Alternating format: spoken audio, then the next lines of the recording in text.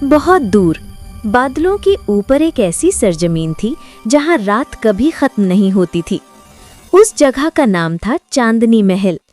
एक सफेद संगमरमर का किला जिसके इर्द गिर्द चमकती नदी, चमकदार दरख्त और आसमान में तैरती जुगनुओं जैसी रोशनी थी। यहाँ के सबसे नाजुक मगर बहादुर परी थी एलोरा, जिसके परों से चांद की किरणें झलकती थीं। वो ख्वाबों की मुहाफिज थी, यानी इंसानों के अच्छे ख्वाब आसमान पर रोशन करके सजाती थी। मगर एक रात आसमान से चांद गायब हो गया। गायब चांद, सोई हुई दुनिया।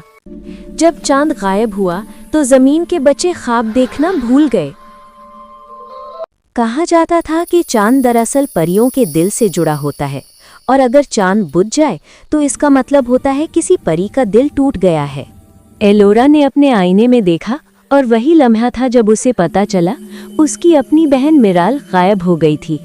मिराल, जो हवा की परी थी, रोशनी से हसद करने लगी थी। वो कहती थी, हर रात लोग चांद को देखते हैं मगर हवा को नहीं देखते।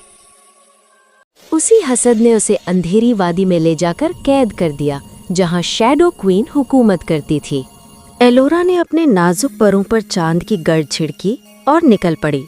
उसका रास्ता बादलों के बीच से गुजरता हुआ अंधेरे के दरवाजे तक पहुंचा।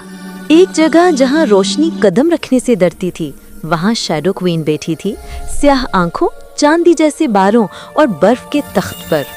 उसने मुस्कुरा कर कहा, अगर तुम अपनी बहन को चाहती हो तो अपनी चमक दे दो। एलोरा ने एक लम्हा सोचा, फिर अपनी चमक हाथों में जमा करके शैडो क्वीन को दे दी। जैसे ही उसकी रोशनी बुझी, मिराल की कैद टूट गई, मगर एलोरा खुद अंधेरी पत्थर की मूरत बन गई।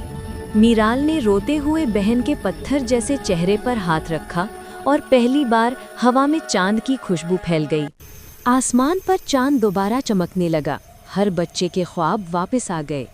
और जब रोशनी ने महल को छुआ, एलोरा की पत्थर जैसी जिल्द पिघली गई।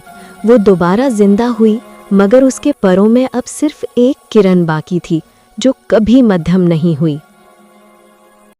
चांदनी महल दोबारा जगमगा उठा, और अब हर रात जब चांद आसमान पर चमकता है, लोग कहते हैं ये एलोरा की किरण है, जो अपनी बहन के लिए कुर्बान हुई मगर दुनिया को ख्वाब वापस दे गई।